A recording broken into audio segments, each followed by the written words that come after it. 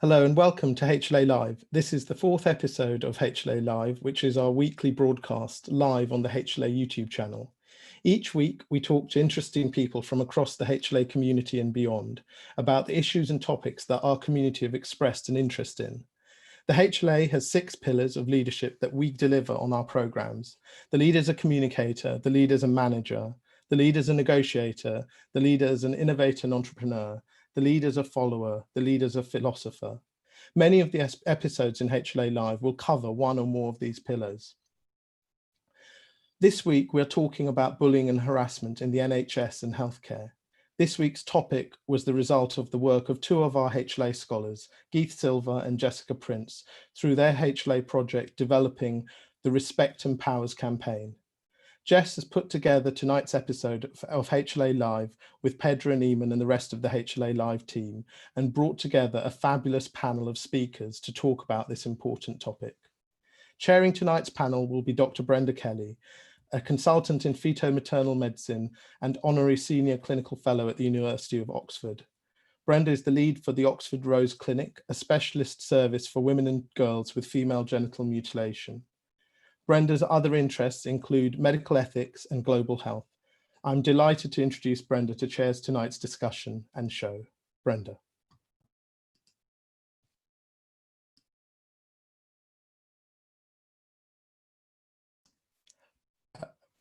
Brenda, I'm just going to I just need to unmute you, Brenda. It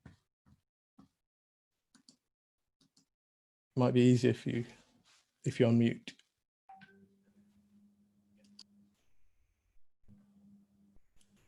And over to you. Hi. Good evening, everyone. I am really excited to be chairing tonight's meeting. We're here to talk about bullying and harassment, and we've got a fabulous panel of speakers for you this evening. I thought what I would start with is just really checking that we're all on the same page in terms of what bullying and harassment actually stands for. So we think about harassment as the unwanted conduct affecting the dignity of a person in the workplace. It may be related to any personal characteristic of the individual, it may be persistent, or it may be an isolated incident. The key to that is that the actions or comments are viewed as demeaning and unacceptable to that particular recipient. Bullying may be characterized as offensive, intimidating, malicious, or insulting behavior, and abuse or misuse of power through means intended to undermine, humiliate, denigrate, or injure the recipient. Now, the panel we put together tonight were gathered from the NHS. Many of you listening from the NHS, and we know that the NHS is one of the finest places to work, but it's also one of the most challenging. The NHS employs 1.4 million people, and we are at a crisis point. BMA surveying over 8,000 doctors stated that 1 in 6 have been bullied at work, 2 in 5 believe there was a problem in their workplace with bullying and undermining. There is also data to suggest that 1 in 7 have reported witnessing someone else experiencing these behaviors. The sheer scale of this problem is staggering, and yet few are reported. And ultimately, this affects the safety not just of the staff, but of the patients. And we know that we are unable to deliver good quality care when we're under extreme pressure and stress and subject to bullying and undermining. So has bullying and harassment become so prevalent in the NHS that it's almost like the pattern in the wallpaper that we no longer actually see it as a problem? How much has actually changed since those surveys and reports were done? How can we change a culture when the underpinning problem within the NHS in which bullying festers is related to chronic understaffing and systemic pressures with a target-driven command and control approach? How can we make our workplaces more psychologically safe to work in? So tonight's panelists are going to address those questions, and I'm going to start by handing over shortly to Jess, who's going to introduce why this has come about, this meeting. But in my role of chair, if I can just ask that if you have questions, please use the link below the description on the YouTube description to post your question, and we will answer these or address these in the panel discussion. So Jess and I first met about 6 months ago, and Jess, newly graduated doctor who set up this webinar due to her particular personal experience. I'm going to let Jess tell that story, and then we'll start the rest of the discussion. Over to you, Jess. Thanks for the intro, Brenda, and thank you everyone for joining this webinar. I'm delighted to have worked with such inspiring people, and I really hope that this event is as inspiring. Respecting and empowering healthcare professionals is fundamental to good medical care and something I thought was a given. As a fifth-year medical student, I found myself in a situation which highlighted, unfortunately, this attitude isn't shared by all healthcare professionals. A senior consultant told me that I wouldn't cope as an F1, I was oversensitive, I didn't get banter, and after chatting to the Dean of Medical Education about me, they agreed. This meeting was had with just me, the senior consultant, and the specialties harassment advisor, who was acting as the scribe for the meeting. This meeting was actually held after I raised to the senior consultant that a comment they had made to me was unnecessarily rude. After this meeting, I actually asked for a copy of the script from the specialties harassment advisor, only to be told that they'd only written scribbles, and the senior consultant had specifically asked that a copy could not be made so it wasn't kept on file. I also learnt that the meeting that was supposedly happened with the Dean of Medical Education about me never actually happened. The senior consultant made it up. My medical school were very supportive when I was found in this situation. They directed me to the Freedom to Speak Up Guardian for our trust, a role I wasn't aware even existed before finding myself in this situation, and a role I'm sure you'll hear a lot more about tonight. I was able to speak in confidence about what had happened, and they were able to give me advice as to where to go. This is an ongoing issue and something that has made me very passionate about bullying and harassment, and more importantly, the positive initiatives in place that raise awareness about respecting and empowering healthcare professionals. So without further ado, I'd like to pass back to Brenda to introduce our first guest speaker. Thank you. So first up, we have Dr. Henrietta Hughes. Henrietta is a leader of the Freedom to Speak Up social movement, a doctor herself and an appraiser. And without further ado, Henrietta, I'll let you talk on Freedom to Speak Up. Well, thank you so much, Brenda. I really appreciated it, being invited to speak this evening. And when I was a medical student and a junior doctor, yes, when dinosaurs still roamed the earth, I was also subjected to abuse, harassment and bullying from the very people who was responsible for my education and well-being. But while some of the things that were normal at that time have stopped, like smoking on aeroplanes and shoulder pads, many of the experience that I had shockingly still continue in the NHS, brought to life by Jessica's powerful example, the inspiration behind this evening's webinar, and the recent report by Health Education England on the experience of trainees. Whilst courageous frontline staff have risen to the challenge of COVID-19, I am shocked and appalled by the many examples of behaviour that has worsened during the pandemic.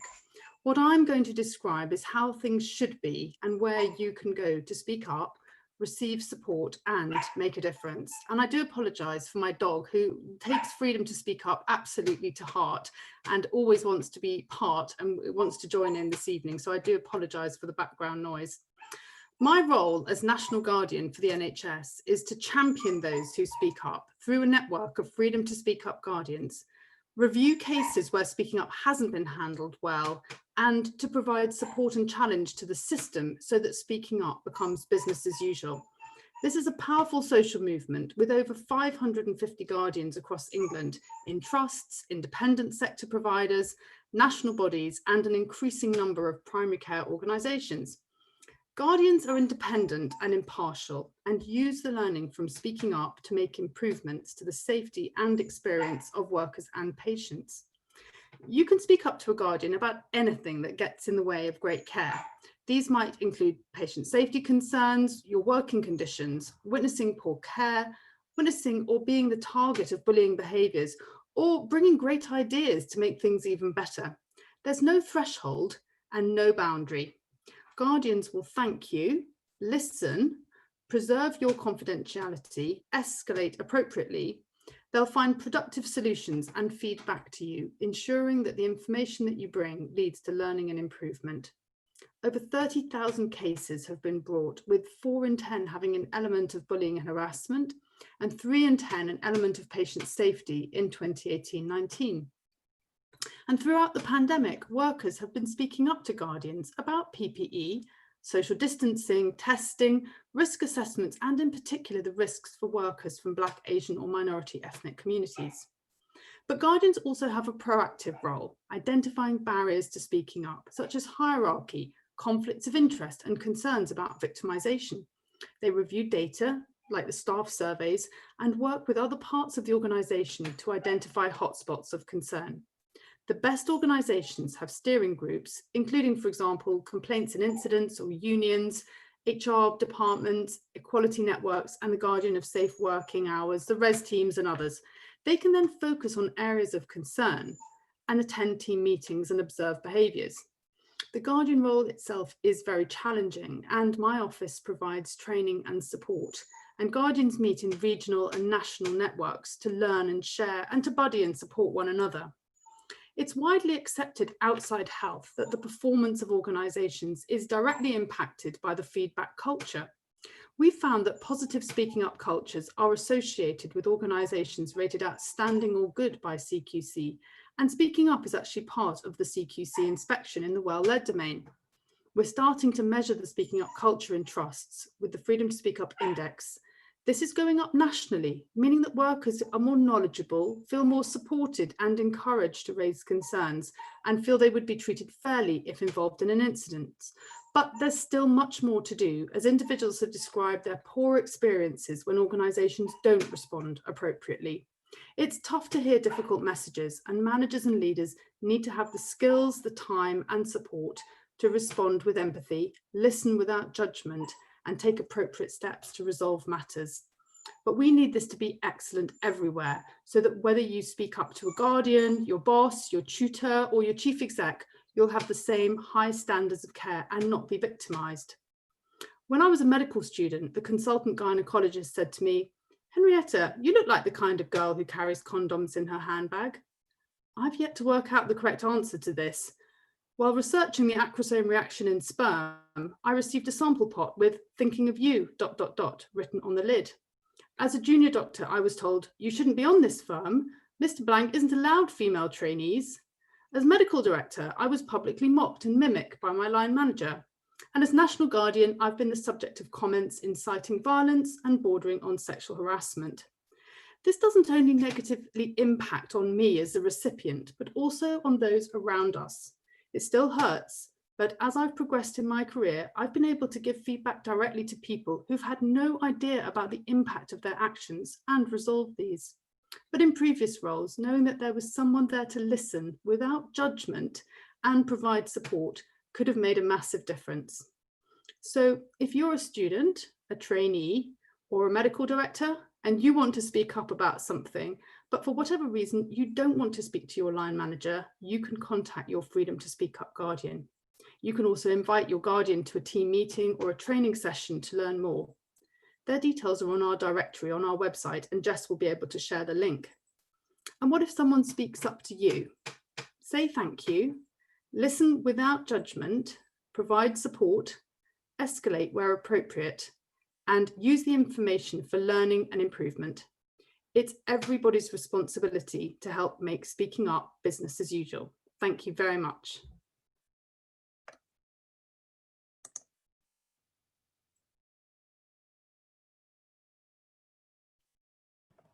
Thank you, Henrietta. Sorry about the small glitch in my IT there. And I like the way we end it with very positive messaging about what every single person can do. It's not just the responsibility of the Freedom to Speak Up Guardian. We're going to move on to Rantimi Ayodele, a Trauma and Orthopaedic Consultant surgeon. And Rantimi is the first British Black African woman to be a consultant trauma and orthopaedic surgeon, which is quite an accolade. She's passionate, as you're going to see, about compassionate leadership as a means of achieving sustainable healthcare in the NHS. Currently chair of the BAME Network at her trust, she's also the founding member of the NHS BAME Chairs Network. Over to you, Rantimi.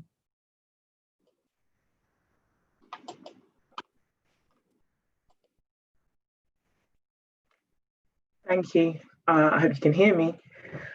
Thank you for having me on, and thank you, Brenda, for that introduction. I once worked for a consultant who told me that you don't necessarily remember all your juniors, but you remember every senior that you have as you are training. And that reminds me constantly of the importance of the impact that we have as individuals as we travel through our journey as medics and working in the NHS. Unfortunately, bullying, harassment, and discrimination are still prevalent within the NHS. There are still up to a quarter of staff reporting at any one point in time that they are being bullied and harassed. Before we look further at the ins and outs of this, it's really important to have a zero tolerance for the idea. Somehow, when something is pervasive in a culture, it becomes the accepted rule. For compassion and civility to be the cultural norms, then first of all, there needs to be a switch that bullying and harassment is not acceptable and cannot be accepted. Civility Saves Lives gives a number of facts of what happens when someone is rude. These are incredible, and I would say that in a significant number of cases, it's not actually the intention of the person who is being rude. However, intention is not enough, and understanding the impact that rudeness has on those around us can begin to help us to review some of our own contribution to the culture in which we work. Data shows that when someone is rude, 80% of recipients lose time worrying about the rudeness. 38% have reduced quality of work. 25% take it out on service users. And there is a net effect for those who witness rudeness, where 20% of those have a decrease in their performance. This is important and crucial information because it means that the net result of rudeness is that it affects individuals, it affects those who witness it, and it affects the patients that we are seeking to serve. For myself as a surgeon, I am aware of some of the stereotypes that accompany that role in terms of either the reality or the perception of our ability to be compassionate and civil. A paper in 2019 looking at incivility in a simulated operative crisis demonstrated that incivility impacted negatively on all areas during the response to the crisis. And this included vigilance, diagnosis, patient management, and communication. This was even though a self-assessment demonstrated that participants in the study were not aware of the effects that incivility had on their performance, and therein lies some of the bind. Often, if we experience bullying and harassment or rudeness, we are not immediately aware of the impact that it may have on our ability as clinicians, and that lack of awareness can sometimes impact on our mental health and well-being. When I wrote an article in January on the Healthcare Leadership Academy about compassion, setting apart the good from the great leader, one of the most poignant pieces of feedback that I had was from a member of staff in my trust. She came to me to say that my article had given her ability to reflect on her leadership and to not feel that being compassionate was a weakness. She said that the article had released her to be able to continue to introduce compassion as a leader when managing herself and managing her staff, where she had been feeling that her compassion was deemed as weak and indecisive. If compassion is seen as weak, bullying has a platform to grow. Research has demonstrated that those who experience compassionate leadership at work are more likely to report effective commitment to their organization and talk about their organization in positive terms. Compassion reduces employee turnover, increases organizational citizenship, lowers heart rate and blood pressure, decreases employee psychological distress, and can contribute positively to lowering the amount of sick leave that an organization has. It is crucial that as individuals and as organizations, we develop a mandate towards compassion and civility in our workplaces. And I want to offer 3 final thoughts on how we can personally lever compassion and civility in our own work environments to contribute to a culture of respect that can empower all of us to bring our best to work and enable staff and patients to have an experience of care in all that we do. Firstly, in the individual practice of gratitude.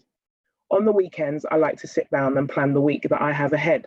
But recently, something that has been extremely powerful for me has been to review the week behind and to make active thanks for people at work, sometimes people that I may be having difficulties with, and actually at times make a point of messaging them and saying thank you. And I've had lots of positive feedback on how people have said that those messages have been beneficial and have improved the relationships that we've had if they've been difficult, or just sometimes saying thank you to a colleague who you're particularly appreciative of. Sometimes I maybe haven't been as civil as I have wanted to be in the relationship that I've had or interactions that I've had with them. And I think that sometimes we can redeem ourselves later in some of the interactions that we have. We don't always get it right the first time, but sometimes we can get it right in the way that we respond later. Second, civility. I think it's honest that we are all, it's important that we are all honest about the areas in our work environment where we are most likely to end up being uncivil ourselves. The reality is that for surgeons, this can be the operating theatre because it can be a stressful environment, but stress doesn't excuse incivility. But it can be an indicator for all of us as to where and when it may happen. Sometimes we have to plan to be polite. Thirdly, compassion. Compassion is not a soft optional skill only to be employed by a weak or unsure leader. Compassion is a bold and important NHS value that leads to vision and change and helps to propel staff. It is defined as being moved by feeling sorrow for another person suffering and taking action to alleviate the pain felt by that person. So the last thing that I would encourage us all to do is to seek out active opportunities to be compassionate in our work environment. Is there someone who we're having difficulty with, or someone who we can see maybe having difficulty in their own situations? Even in a professional capacity, we can lever our conversations to be more willing to appreciate the people in front of us, even if there's difficulty in the situation. Most people are not nefarious and are more likely to just be someone who has come to work that day to do the best that they can. So compassion and civility are bold strategies and options and choices that are needed to ensure that we have an antidote to bullying and harassment in the workplace. We are all part of this, individually and together. Thank you.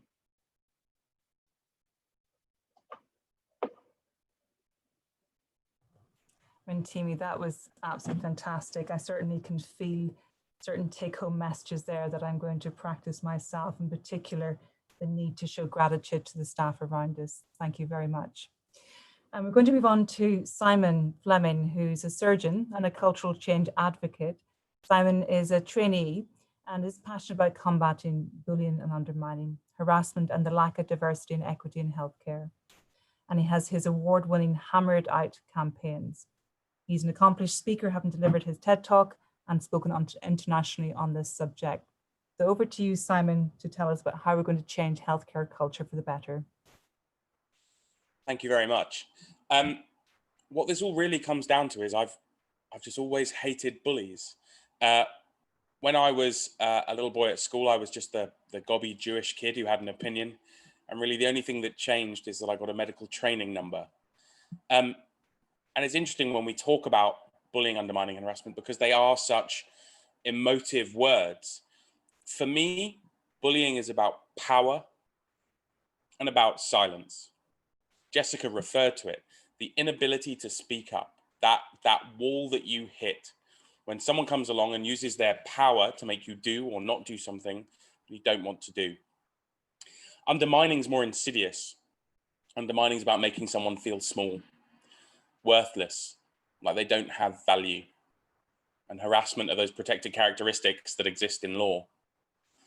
Loads of work and data has been done. And when I was a trainee representative, we did our own study within orthopedics and found that there was a huge amount of bullying, undermining and harassment within orthopedics. And I thought it would be my passion project and I would do something about it and move on with my life. But as we started to do the work, people came out the woodwork and said, well, this happens to me. This happens to me. If you consider that the NHS staff survey year after year demonstrates a 25% rate of bullying, undermining and harassment in the NHS, that is over 300,000 people in our healthcare system who are experiencing these things. So we started the Hammer It Out campaign and we thought that we would make a difference, make a change. The problem was we were hoisted by our own petard because what we did was we said, you're a bully, you're a bad person. And unsurprisingly, people pushed back. It felt pejorative. It felt like blame. And I reflected on it and I realized that if you think about it, the metaphor that really fits is parenting. You're a child and your parents love you. And when you're good, they take care of you and they reward you. And when you're bad, you're punished. But generally, they just want what's best for you and to see you thrive. It's the same in the NHS. However, decades ago, someone turned around to the parents of the world and said, you can't hit your child. That's abuse. And the parents of the world pushed back and said, I'm not an abuser. I'm not a bad parent. This is how I was raised. And you know what? It worked pretty well, actually. I am a good person. We realized that's what we were doing too. And actually, the place that we're in now in healthcare is a very different one. It's about changing culture. Culture is that force field that you walk through when you go into a place and you know how they do it. And the NHS very clearly has its own culture, sometimes of something called nostalgia imperfecta profunda. It remembers through these rose-tinted glasses about how things used to be done. But what we need now is the same kind of culture change we saw with, for example, drink driving. It used to be that you had one for the road. But now, if you're watching this in a pub or a bar and you get sick of the sound of my voice and decide to have a couple of glasses of wine, if you reach for your car keys, someone, even a complete stranger, might say, "I don't think you should do that." That's where we need to get to in healthcare. And the fact is that the way we can do that does require systems change, but it also has individual responsibility. Because if you change yourself, if you role model those behaviors, if you're kinder, more civil, show people some respect, if you have those difficult conversations and challenge those behaviors when you see them happening, then slowly but surely you'll change yourself and the people you work with. If you change yourself and the people you work with, you will slowly but surely change your hospital. If you can change your hospital, the one place you're going to be changing is the NHS. The NHS is the 5th largest employer in the world and is something that everyone in this country engages with at one point or another. So if you can change yourself, role model these behaviors, you can change your department.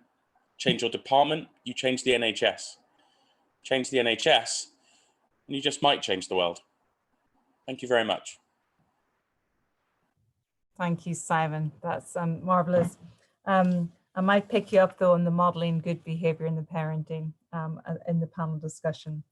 We're going to move on next to Megan Rates. Megan is a professor of leadership and dialogue at Ashridge Hult International Business School. She's on the Thinker 50 radar of global business thinkers and has written Dialogue in Organizations, Mind Time and Speak Up, which was shortlisted for the CMI Management Book of the Year in 2020. So I'm delighted to introduce Megan, who's going to talk about speaking truth to power. Over to you, Megan. Thank you. Hello, everybody. I've spent the last 5 years looking at speaking truth to power. So from my mathematics, I've got about a minute a year to cover here. I think the starting assumption in speaking up is that individuals need to have courage and be brave, speak up. And that's absolutely vital. Of course it is. But what we found in our research is that at the heart of speaking truth to power is the way we socially construct power, status, and authority in our social systems, so our social norms around this. And I think that's true of bullying and harassment as well. And we have social norms that are leading to silencing and ignoring vast numbers of people's experiences. And that is a very serious form of bullying. So my first point out of 3 key points is that our work in enabling individuals to speak up is really important, but we have to start discussing some of the undiscussable stuff around how we construct and perceive and understand power, status, and authority if we're to resolve or change or disrupt the systems that we're in. Now, continuing on with the theme of looking at individuals and how we tend to look at that, again, yes, it's important that individuals speak up, but much of our research focuses on the importance of people who are perceived as powerful in systems being able to skillfully invite people to speak up and creating environments where it's safe for them to do that. So one issue that we've uncovered with this, however, is that people in positions of power very often are in what I would call an optimism bubble.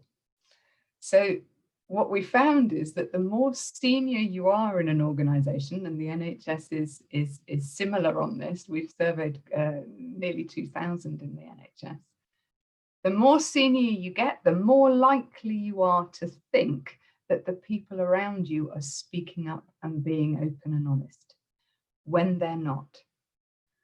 So my second point covers people that are in positions of perceived power. Very often these people have titles and labels that convey certain privilege. Now, of course, there's job title, but very often race and gender labels and titles are involved.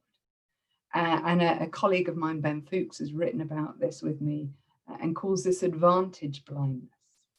So this is my second point. My second point is, if you're in a position of power, you probably need to do far more work than you think to enable people to approach you and speak up.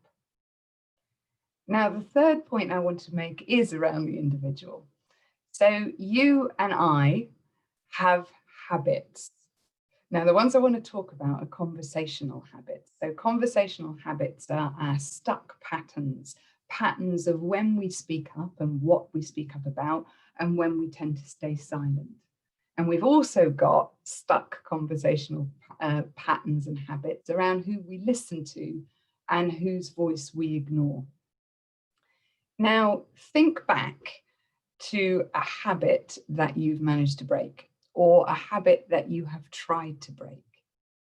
You can't change habits unless you have a capacity for what I would call mindfulness. So over the last 5 years, I've also been studying mindfulness, and I'm aware that that term means all sorts of things to people. For me, it means present moment awareness and coming to the present moment with compassion and curiosity. If you break a habit, you have to have the capacity to spot yourself in the moment of automatic pilot, yeah? When you're doing what you've always done. Unless you spot that, you'll just carry on as you were before. So a mindfulness capacity enables us to spot when we're staying silent and when perhaps we should speak up. It enables us to spot when we're ignoring certain voices. It enables us to spot when we may be doing harm to others. Now that then opens up choice to disrupt conversational patterns of our own and within our teams and within an organization. So continuing Simon's theme there around about culture, my third point is around having the capacity, rather than looking at others to change, which may be relevant, we tend to blame and look at others, and we also need the capacity to live a life where we look at our own habits and seek to change the way that we speak and listen up within those two. Those are my 3 points. Thank you.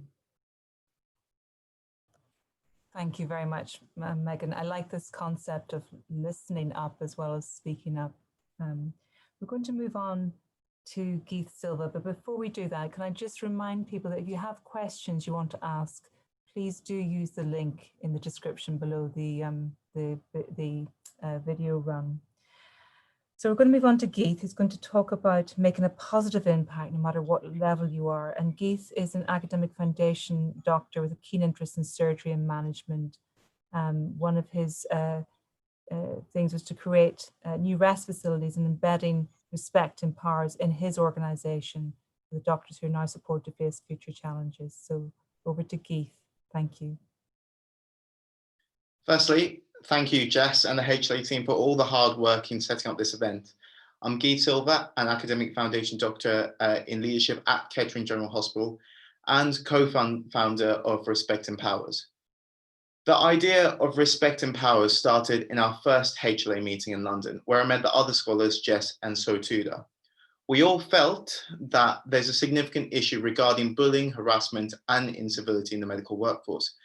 This is supported by the recent 2019 NHS staff survey. This is something Simon alluded to earlier. 24% of white and 28% of BAME communities experienced bullying in the past year. Moreover, 6% of white and 15% of BAME, that's double, experienced discrimination at work from other colleagues in the past year. Now, these facts deeply upset us because we came into this profession to work in a positive environment and feel rewarded for the work we do.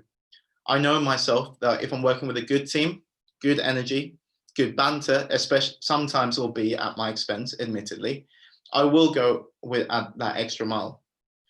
The aim of Respect Empowers is therefore to promote a working environment where it doesn't matter who you are or what role you play, you will be supported by your fellow colleagues. The campaign therefore has two aspects. Our online presence displayed by our Twitter and webinars, as you can see, and the work we do on the ground within our organizations. During my first rotation at Kettering General Hospital, I established myself in these leadership positions, including being MES president and a BMA rep. These came with a lot of responsibility, and I began to understand and learn about those during the course of the year. However, it also gave me the opportunity to meet with our medical director, Dr. Rabia Imtiaz, who felt this campaign aligned with her values. We talked about how creating a caring culture is essential to finding fulfillment when working under pressure, and quickly launched Respect Empowers.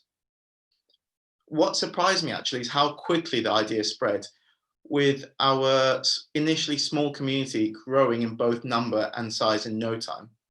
And as an FY1, making noise and disruptive in a positive way can be extremely difficult. This is especially true in healthcare, where there are many roles and many cogs within the organization. Therefore, having stakeholder backing from leads, including nursing, comms department, estates, GPs, is all extremely important. And in Kettering specifically, we wanted to campaign to incorporate people who are not only doctors, but other people who you don't normally think about that work in a hospital.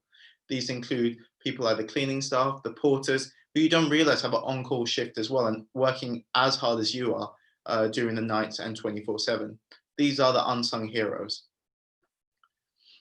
From here, the next step was to get senior backing. Thankfully, the CEO, Simon Weldon, was extremely enthusiastic and immediately got me to present the idea to the board of directors, who ingrained it within the trust values.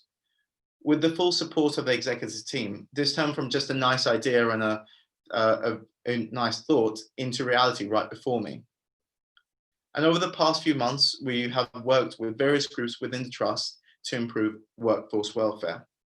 There's a We Care team who deliver free meals to all staff at KGH out of hours, who open the We Care Cafe for workers to relax and eat, and even an open office as a space for us just to be heard when we're stressed. Furthermore, the mess was refurbished into a place now that junior doctors can relax and escape the pressure from the ward.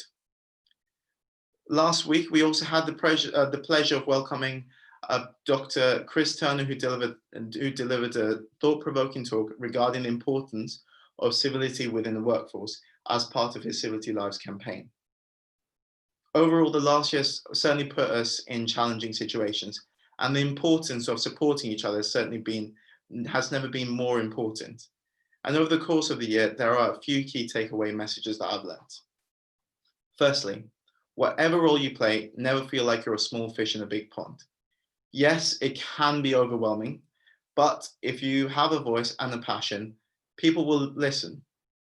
A point that Dr. Chris Turner made in his talk last week holds true as well. For a complex problem, such as breaking down barriers in civility and creating respect, you need teamwork, you need to have compromise and an understanding of the common goal.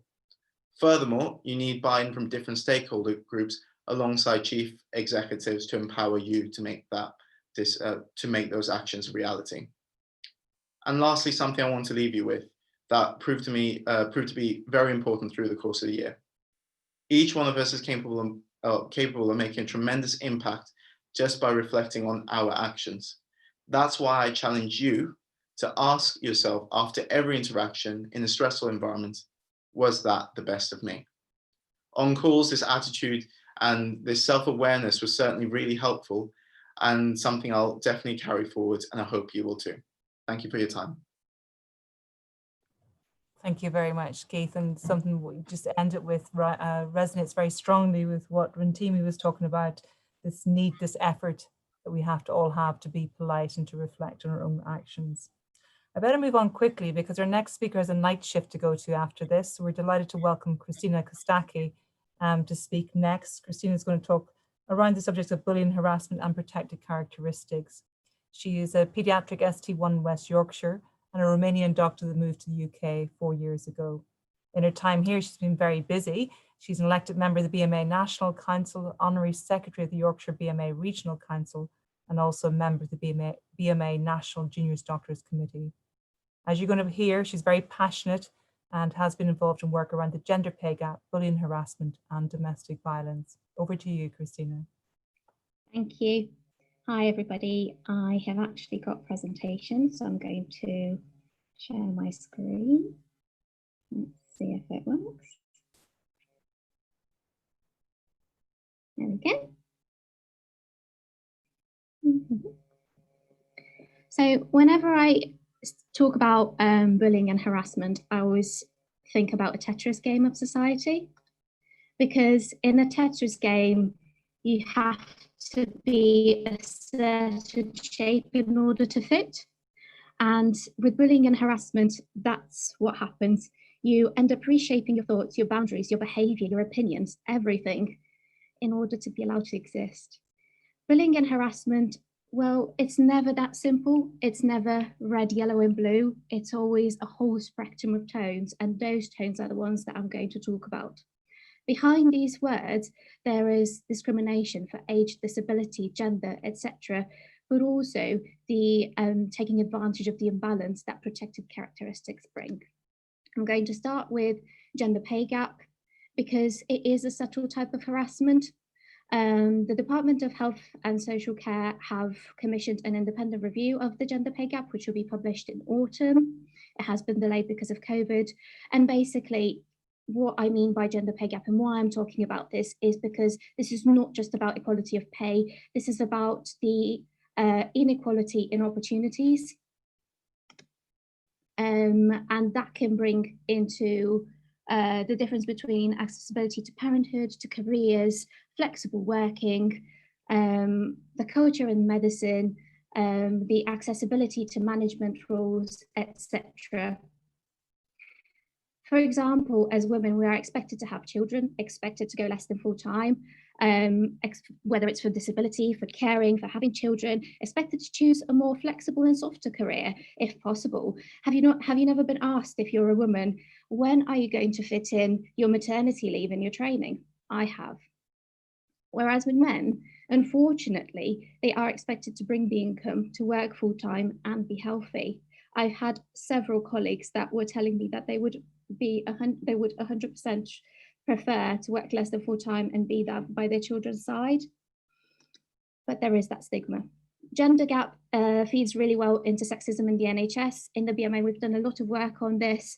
And what exactly sexism is not just physical harassment, but also violating someone's dignity, being intimidating, hostile, degrading, humiliating, offensive. And it happens to both men and women. I've been told in the past that I'm just a pretty face, and a career in medicine will definitely wither it. We've had women that were asked, well, why are you so ambitious? Well, what about your children? Your children are waiting at home. We're already guilty about that. And unfortunately, to show how much of a poison ivy sexism is, we've also discovered it in the BMA. We are ashamed of that. But we've challenged it, and to prove that things can change, what's happened so far is that we've set up an independent 24-hour support telephone line, a new independent complaint investigation. We've also just employed a Freedom to Speak Up Guardian, and we encourage brainstorms and discussions on committees about how to make our committee more open, how to address this. Another issue that I want to touch on is disability. We've had a survey on disability where we had 705 responses. This report will be published soon, so these are little snippets from it. We have been shown that many doctors have experienced bullying and harassment because of their disability. On the background, you'll have some comments that many of our respondents have given, and they're absolutely heartbreaking. And basically 2/5 of consultant and SAS doctors have said that they have been bullied due to their disability, 1/3 of junior doctors, and 1/4 of medical students with disabilities. And these are more further comments. I remember being told something about being less than full time to manage stress, and it was written in my MSF that I shouldn't use my time off just to manage my stress, whereas actually I've got PTSD from being a victim of domestic violence, and that thing shouldn't have existed in my MSF if they'd cared to ask. Another issue that I'll quickly touch on is age and gender discrimination, and more specifically menopause, because we've had a survey on menopause that again will be very quickly launched. Almost half of the respondents have said that they have not sought support and would not feel comfortable to speak about their menopausal symptoms because of the way they will be seen. They'll be stigmatized, disrespected, and considered to be no longer rational and capable. And mind you, menopause comes with a lot of problems and consequences. Menopause doesn't just happen when you're old. Menopause can happen even when you're really young. And it should be okay to talk about these problems. I'll quickly jump into my last point, which is domestic violence. Why am I bringing up domestic violence? Not because I was a victim of domestic violence, but because it is a workplace issue. Domestic violence may affect the person that you never, and it may affect performance. And those people might be very vulnerable at work, not just because they're working in a public face,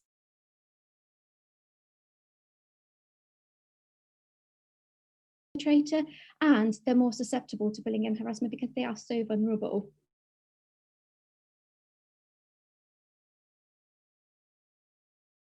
They're also victims.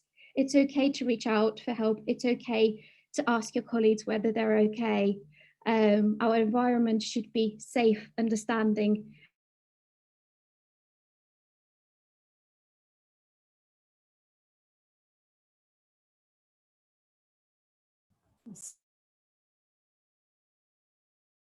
We seem to have a glitch. I'm not sure we've lost Christina completely.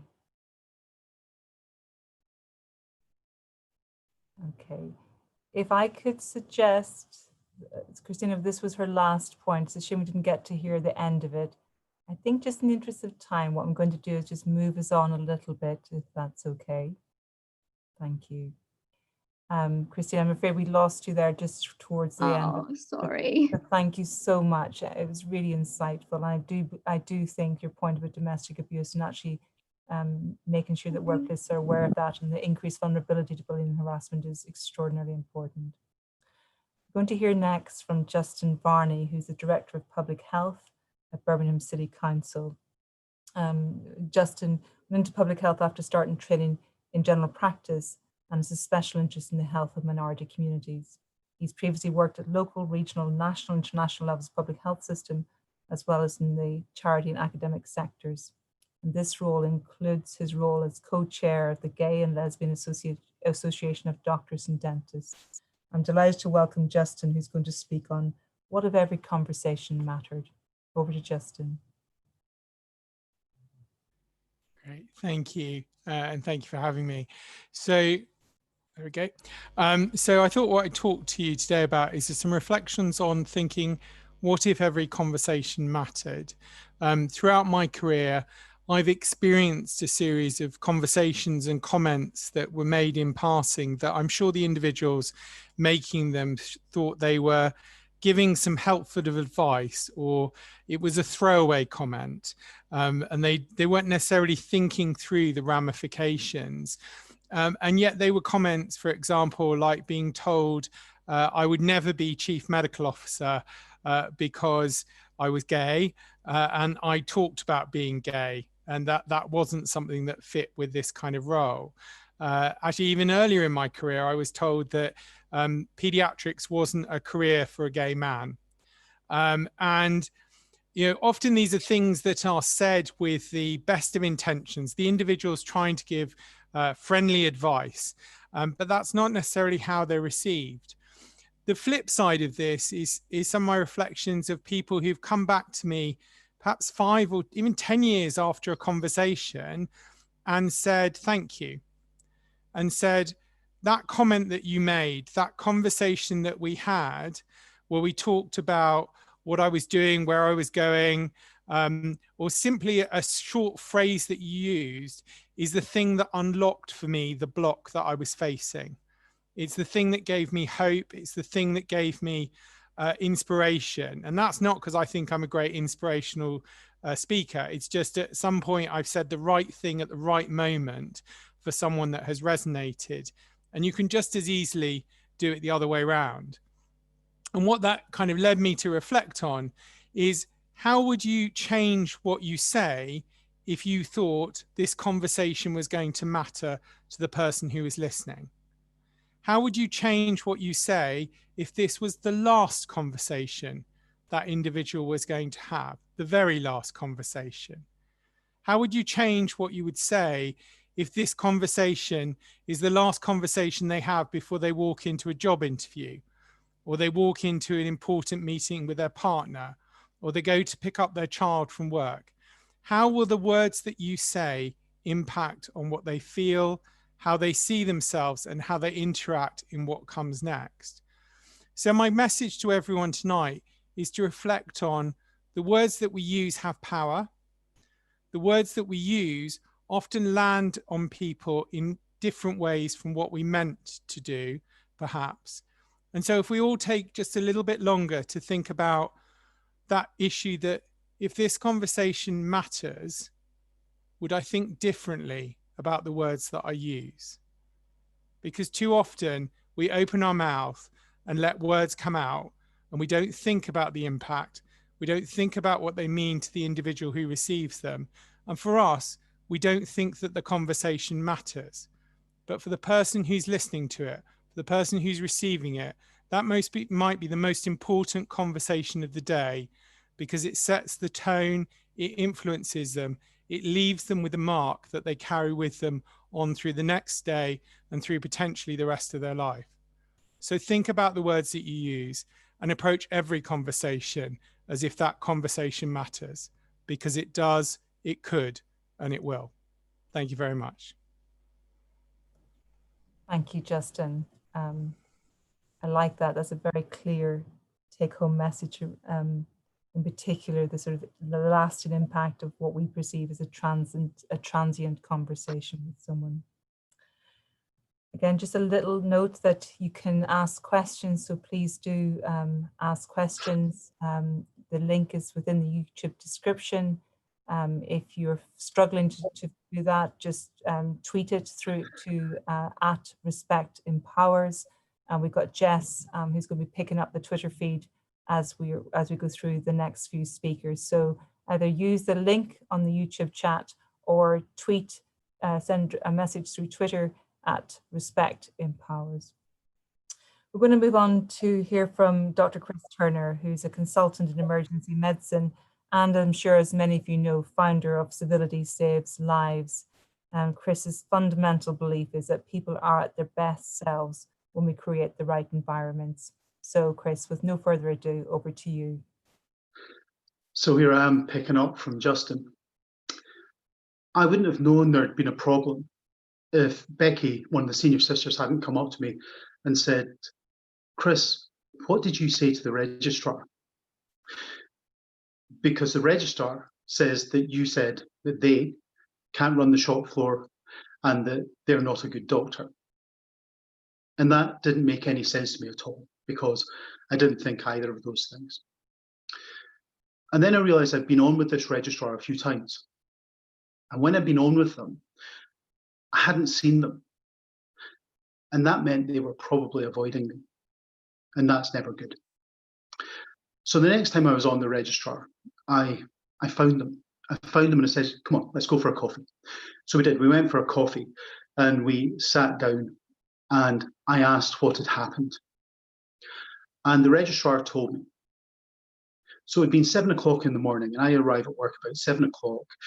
I walk in, I walk through the department, walk through the emergency department and say hello to folks, see how the night was. And the place was a bomb site, and it is pretty much, well, it was at that time, always a bomb site. And I walked through, it was what I expected. I saw the registrar and had a chat. And when I was chatting to the registrar, one of the things I said was, so when did the wheels fall off? Because I knew that the wheels fell off every single night. But that's not what the registrar heard.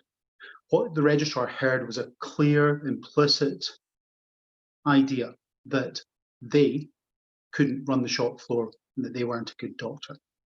Now, we cleared it up. We had a conversation, we got our heads around it, and we cleared it up, and we went on to have a really good working relationship. But what happened there? And I think it turns out that we were caught between two different psychological phenomena, and they're both extremely flawed, but they're shortcuts that we all take. And the first one is something called fundamental attribution error. Oh, is that back to front? Never mind. Fundamental attribution error. And what we do in fundamental attribution error is this. We see somebody doing something and it's a bad thing. And we therefore assume that they are a bad person. And you can see why this makes sense. And that's what happened with us. I had been, in her opinion, I'd been unpleasant to her, and I totally understand that. And then she had justifiably avoided me. On the other side is something called the illusion of transparency. Now, the illusion of transparency is something that we all suffer from as well. And in the illusion of transparency, when we go to do something and we know that that thing might look a bit bad to other people, we assume that other people know that we would only do that bad thing if it was the best thing that we could do in the circumstances. And I thought that the registrar would understand that I wouldn't be scoring points at that time in the morning. I wouldn't be trying to be unpleasant. And I thought that she would get that I'm a good guy who wouldn't be trying to do that stuff. And between fundamental attribution error and the illusion of transparency lies the potential for a great gulf of misunderstanding, with the same action being seen as having completely different intentions. So what can we do about it? The first thing is that we can be careful and mindful about what we say when we're speaking to other people. And we can recognize that it might not land the way that we intended it to. The second thing, and this is frankly bloody difficult, the second thing is that when we are feeling wronged in the moment, when we think that somebody is trying to hurt us, we can stop. We can ask ourselves, could there be another explanation for this?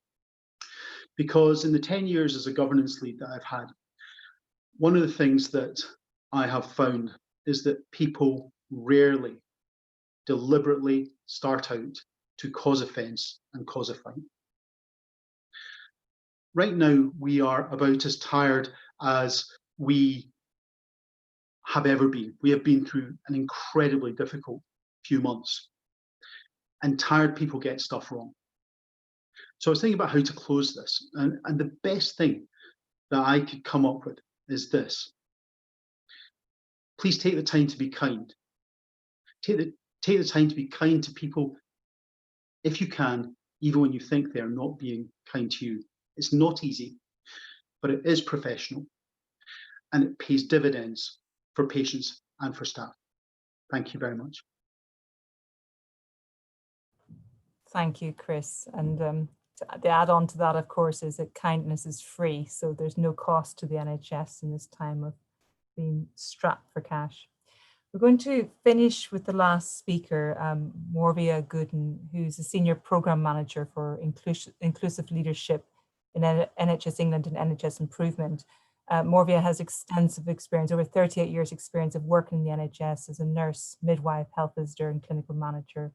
And she's also led nationally on the inclusive talent management agenda, embedding best practice for NHS Leadership Academy developing and leveraging the potential of others, not traditionally represented in the senior levels of the NHS. Morvia is currently supporting the impact of COVID-19 on the BAME NHS workforce. Thank you, Morvia. Hello, hello everybody.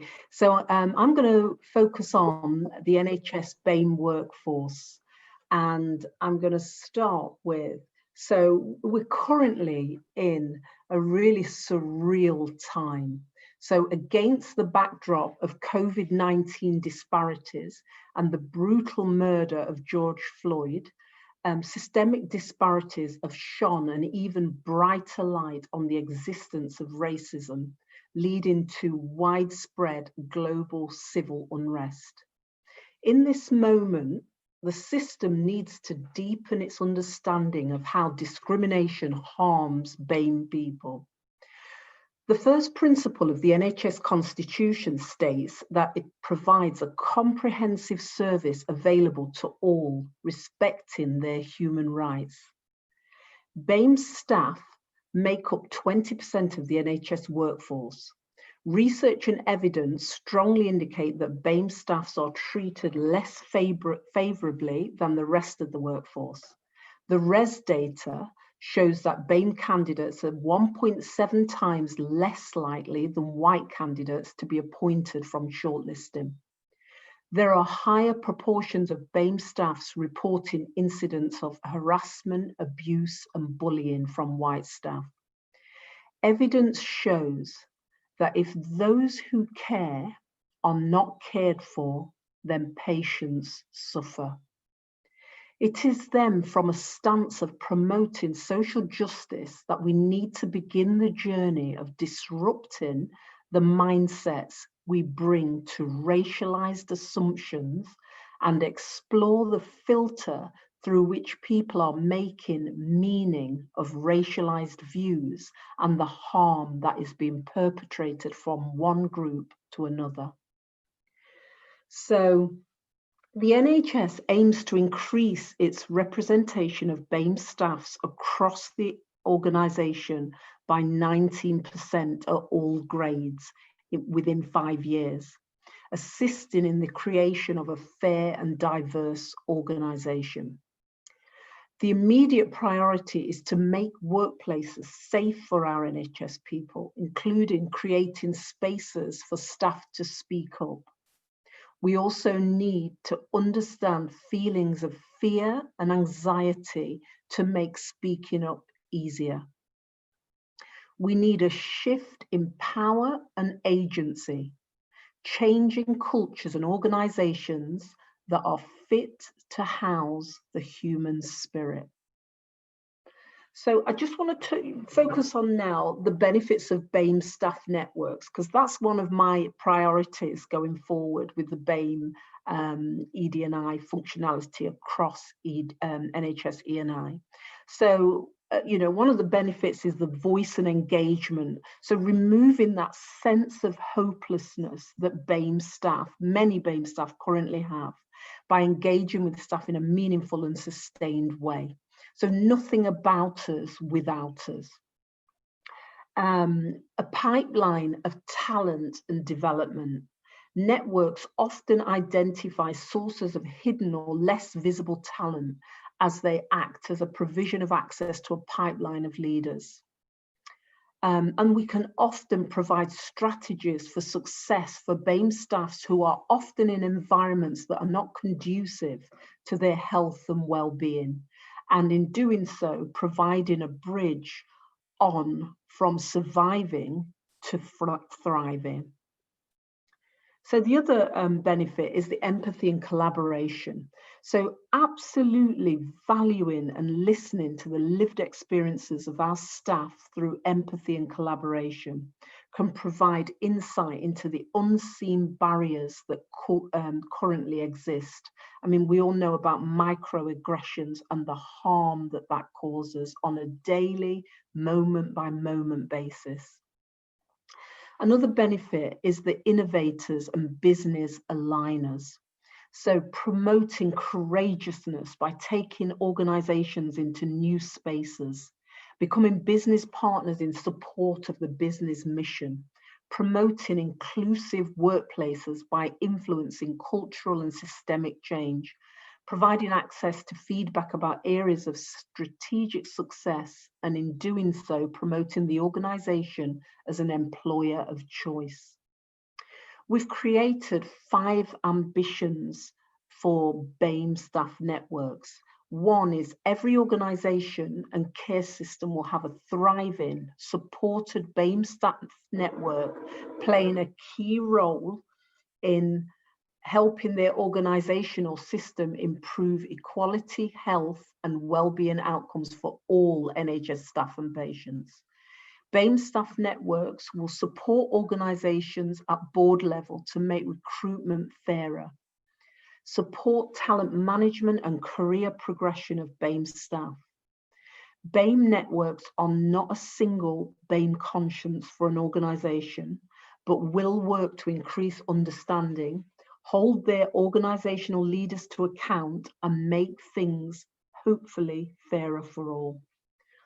Number 4, all BAME staff networks will be supported and invested in. Every network will have a board level champion, ideally a non-BAME ally to provide sponsorship. And lastly, for one of the ambitions of the 5 ambitions is being a BAME network lead will be seen as a badge of honour. The role builds leadership skills that will be recognised in the wider organisation, and there'll be no fear of reprisals.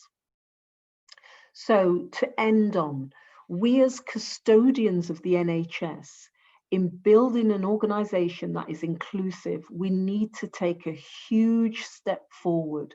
We cannot squander this moment in time to shine a light on racism and root out systemic discrimination. To end, I wish you all well, strength and boldness. Thank you. Thanks, Morvia. That's a very strong position to finish on. Wow, there's so much we could be discussing at this point. We've probably got about 10 to 15 minutes just to pick up on some of the points that have come up so far. And I'm going to come up, there's a few comments coming in through the chat on Zoom and through Jess picking up some comments.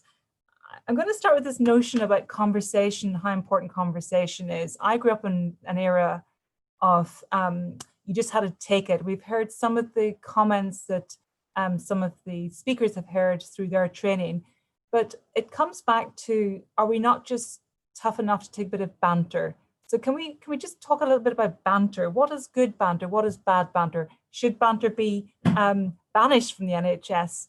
Is that a good thing or a bad thing? And I think if I could ask Simon perhaps and Justin to come in with their thoughts on banter. Should we ban it?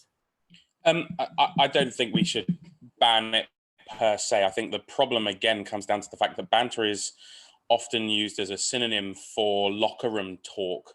It's often used as a synonym for, you know, I was only joking. And I think there are some great infographics around there around is it banter or is it bullying? And it's, you know, are they laughing along with you and all this sort of stuff? But we actually know that if there's a power dynamic there, they're going to laugh even while their heart breaks on the inside. And again, I think it comes down to banter as an excuse for what are unacceptable workplace behaviors is the same as stress as an excuse for unacceptable workplace behaviors.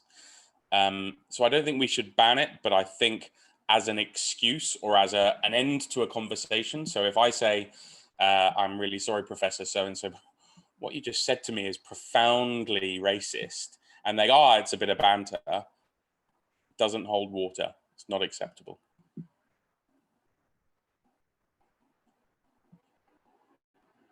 Myself, would you feel that you could speak from a position of strength in challenging your professor? Because this is something that perhaps Henrietta can speak to as well.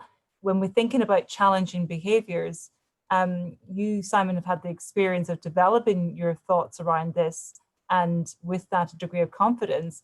But sometimes the issue with speaking up when the behaviour is right there in front of you is you're accused of not being, as Jess alluded to, fit for the job. But also you fear for the repercussions if you don't challenge at that point, but decide to go through to your line manager or your freedom to speak up guardian, there is an inherent fear of the retribution on you. Your career will suffer, people will find out, they'll think less of you, you won't get the next job. I wonder if, Henrietta, if you might have some comments on that.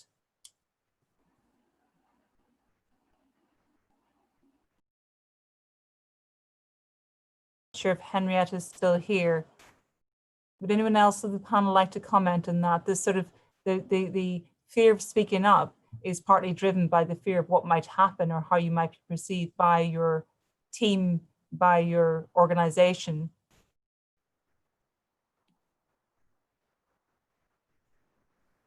Brenda, can I come in on that one? Sure, thank you. So I mean, I think it's a very real thing about, you know, the power and the hierarchy, and particularly the issue of being a trainee, which is a unique scenario, I think, for some vocational professions. So we have it in medicine, in nursing and other allied health professionals, but also in the legal system. I think you see this as well. And if as a trainee you challenge, you're seen as difficult. And you don't then, and that kind of goes with you as a period. And certainly I've had periods in my career where people have said, you know, you need to just tone down talking about inequality. You know, you're being pigeonholed in this space and that limits your career. So I think there, you know, the reality is people have to make a judgment call for themselves and the situation where they're at. And that's why having independent people that you can talk to and discuss it with is really, really important, whether that's wellbeing champions, whether that's your trade union reps, you know, whether that's just having friends that you have these conversations with, that's really, really important.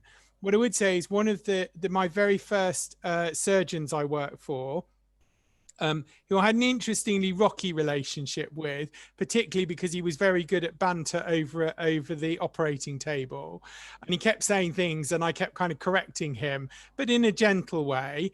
You know, at the end of my attachment, he turned around and he said, you know what, it's not always been easy, but I have learned probably more from you than you've learned from me, because you're not a great surgeon. I was quite clear I didn't want to be, but he said, actually, and he made a real point at the leaving dinner of addressing the email to whoever and their partner. So he really took on board actually changing some of his gender language and some of his approach. And that was incredible, but it wasn't in a confrontational way we'd gone on that journey. It was exactly as Simon alluded to. It was a bit of a, I just felt a bit uncomfortable about what you've just said, you know, this is why. And actually he came with me on that journey, which was incredibly powerful. And I think one of the things we need to recognize is that, you know, the person speaking doesn't always know the damage the words do. And if I think about all the work I've done over the years with our trans community, you know, 25 years ago, where I started working in LGBT rights stuff, you know, we didn't have the language. And every time you met a trans person, they felt like they were being asked 1,000 questions. And I think some of where we are in the ethnicity discussion now is finally getting to a space where both sides are going, let's have a conversation in which we can explore and in a safe way understand the different views and the different language and what it really means, and what I feel when you use a word to me and what you feel when I use a different word back. And we're getting into a different type of conversation. And I think always reflecting a bit on the trans experience helps us understand how easily words can lead to damage and harm without necessarily people meaning to, because they just don't understand the other person's lived experience. So Henrietta, you're back on the call. Do you, in terms of, we've heard about a sort of very positive experience when you've challenged a behaviour and had the courage to speak up, but it comes back to this concept, and I'm thinking particularly of staff who aren't, you know, white European working in our organisations, because we're here largely as health professionals. But when we think of the NHS, the boiler room of the NHS is what holds us together, all the other services. So we're not just talking about healthcare professionals. When we're thinking about speaking up to the Freedom to Speak Up Guardian, is there a fear of retribution? And how do you as a guardian counter that fear, to build confidence that everyone within that organization, whether they're white or from a Black, Asian, ethnic minority group, can speak up? Well, these are things that we take very seriously, and in terms of whether you want to share your details with the Guardian, you might want to be completely anonymous, and your concerns will still be looked into. But a lot of people will then share their details with the Guardian, but don't want to have them more widely shared across the organisation, and that's also fine as well. There are very few situations where by law your details might need to be shared. It's not dissimilar to patient confidentiality. But some people say, no, I just want to have somebody by my side so that when I do speak up, you're there, you know, and you're providing me with support.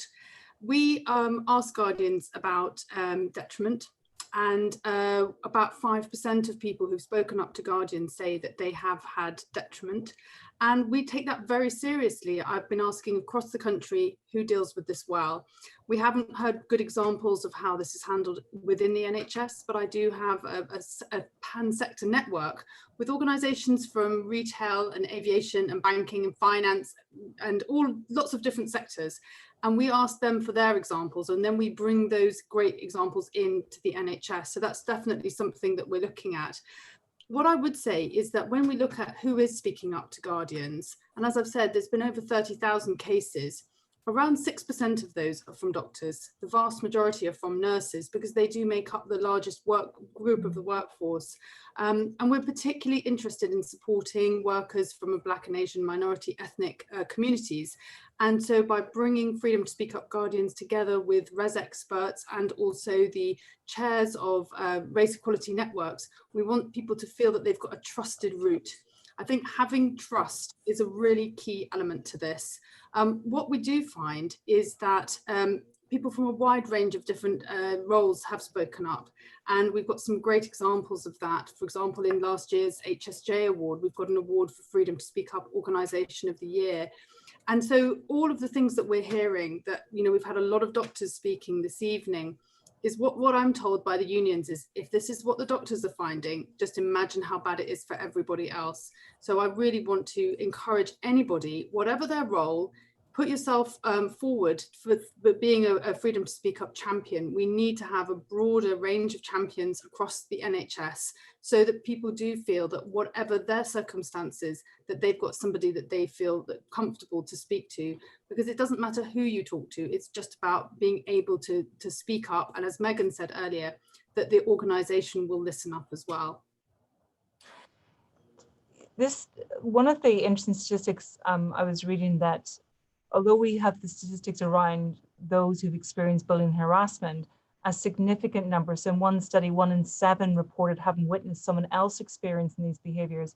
Do you feel that there's a role, or any of the panelists feel there's a role, for actually empowering the bystanders to challenge behaviours? Because what we're talking about here is actually trying to have people who themselves are feeling victimised, who perhaps find it quite a traumatic thing to retell the story repeatedly. Should the bystanders to that bad behaviour not be challenging as well? Simon, did you want to come in there? And then Chris, and then Keith. I'm still a trainee, and I've had my career attacked, threatened, threats of violence, all kinds of stuff. But I'm also aware that I am a straight, public school educated, white male. And I very much do believe in the Spider-Man principle of, with great power comes great responsibility. And Henrietta touched on it when she said, you know, sometimes people just want someone by them. And I think there's a real role for allyship and for supporting others, because I do have privilege. I do have the ability to speak out in a way that others don't. And if I see something happening, I will often, if I can, intervene. But if not, I will find an ally that I trust and ask them to help. I think very much, you know, the thing we walk by is the standard we accept. If you walk past someone getting, you know, prodded in the face by someone in a corridor, going back to my, you know, drink driving metaphor, if you saw someone staggering around a car park trying to get their car key into their door, you'd probably do or say something. And so I think there is a role for intervening. Chris, did you want to come in with something there? Yeah, just one of the things that comes up time and time again when we're talking about this kind of intervention, when we're talking about people speaking up, is that we make it the responsibility of the recipient of the negative behaviour to speak up. And there is very clear evidence that that's not a smart thing to do, because people who don't feel empowered to speak in that situation then can't, and the behaviours perpetuate themselves. We know that negative behaviours have a direct impact upon the working memory of the people who see it. And the most effective system that I've come across in terms of actually intervening in this empowers bystanders to say, something happened, that Chris looked distressed by it, and they go to somebody else, and there is a second messenger system that speaks to the supposed perpetrator. That's really well encapsulated by the work of Jerry Hickson and Vanderbilt. And what these guys have found is that if you have a second messenger, you don't make it the responsibility of the person that somebody was rude to actually front up to this. If you have a second messenger, the person who was rude or displayed behaviours which undermined a culture of safety or learning, that person is much better able to hear when a second messenger comes in who treats them respectfully and assumes that they didn't intend to cause offence. I realise that I seem to be the guy who's always saying, I'm not sure that people mean to do this. But my experience of this and the research experience from Vanderbilt is very much that people don't mean to do it. They're horrified when they find out that they've caused offence. And then they want to go into what's called service restoration mode and to fix it. But it's really difficult to hear somebody telling you when they're hostile, angry, and upset that you have offended them. Because in that setting, you tend to reflect back their emotions as well, and it can sometimes escalate. So second messenger systems seem to work better, and the GMC is looking at that at the moment, as well as the NMC. Great. Keith, did you want to come in with a comment there? Yeah, it was just to add to what Chris said, really, because as we've all been in, or I've certainly been in situations where you experience negativity right in front of you and you feel almost powerless to act.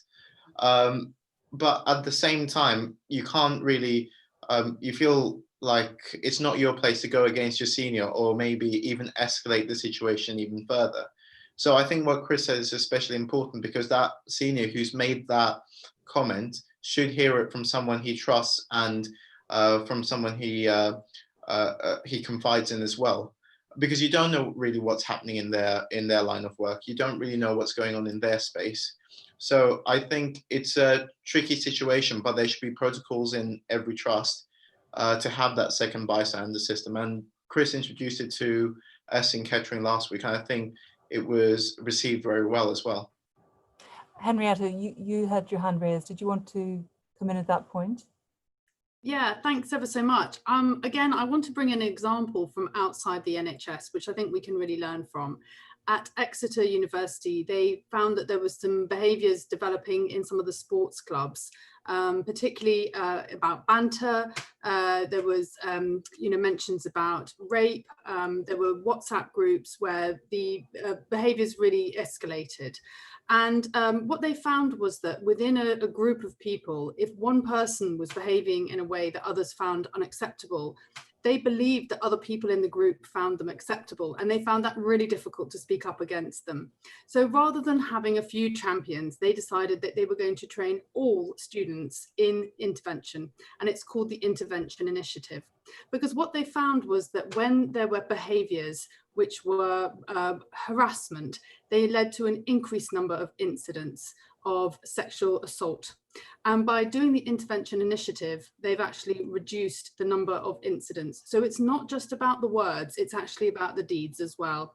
I think that this is the type of thing that we could really learn from taking the good practice from outside the NHS and actually bringing it in, so that all students, all doctors, everybody, whoever is working, knows that not only do they have the training and the skills to be able to intervene, because I think it does take skill, as we've been hearing this evening, but also that it's their role.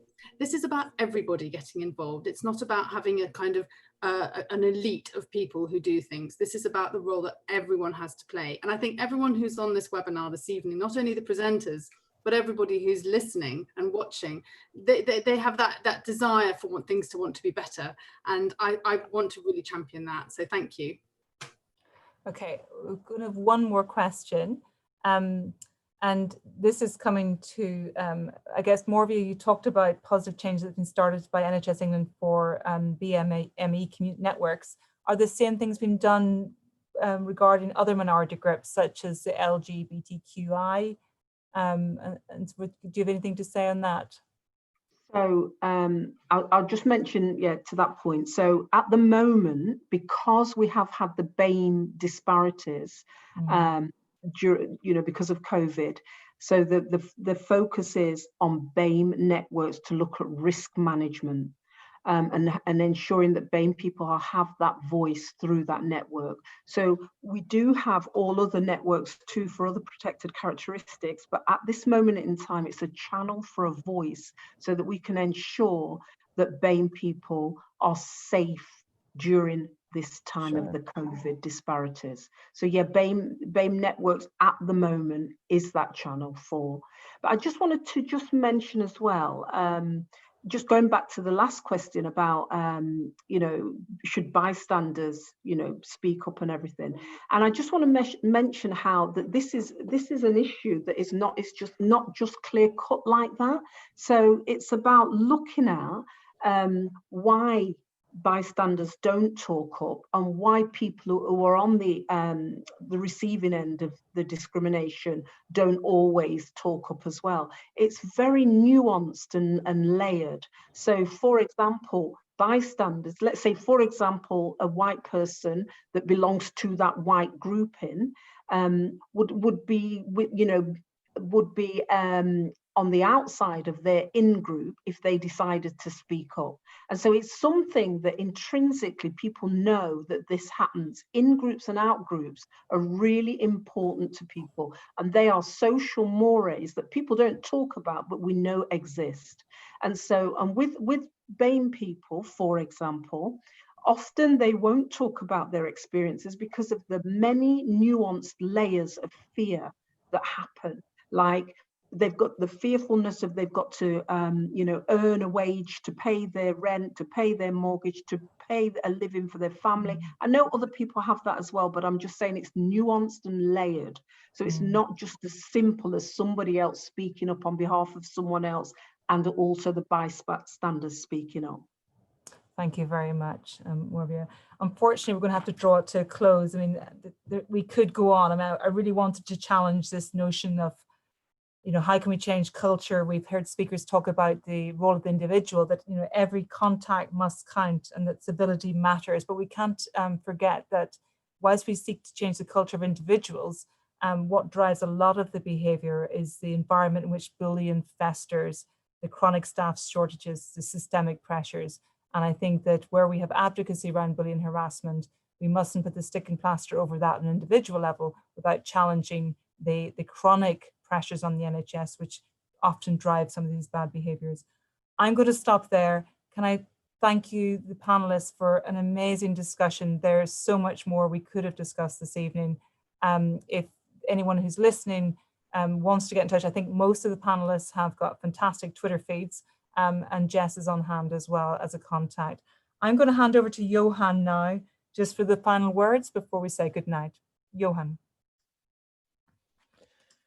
Thank you to the whole panel for an incredible talk. It's been such an incredible discussion.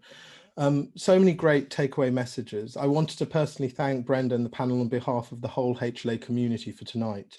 HLA Live is thanks to Eamon, Alistair, Riddy, Tim and Pedra for their incredible work delivering the HLA Live programme. Tonight's discussion was thanks to Satuda, Geeth and Jess and the Respect Empowers campaign they delivered as part of their HLA Scholar Year. We are incredibly lucky to have scholars that want to make a significant impact on healthcare across the globe and use the HLA as a platform to bring their incredible ideas and innovations to fruition. If you are interested in the work of the HLA, do make sure you catch a future HLA Live session join us at a HLA event or apply to be one of our scholars in the future. Thank you for joining us. I'm Johan Malwiner, and it's a good night from all of us. Thank you.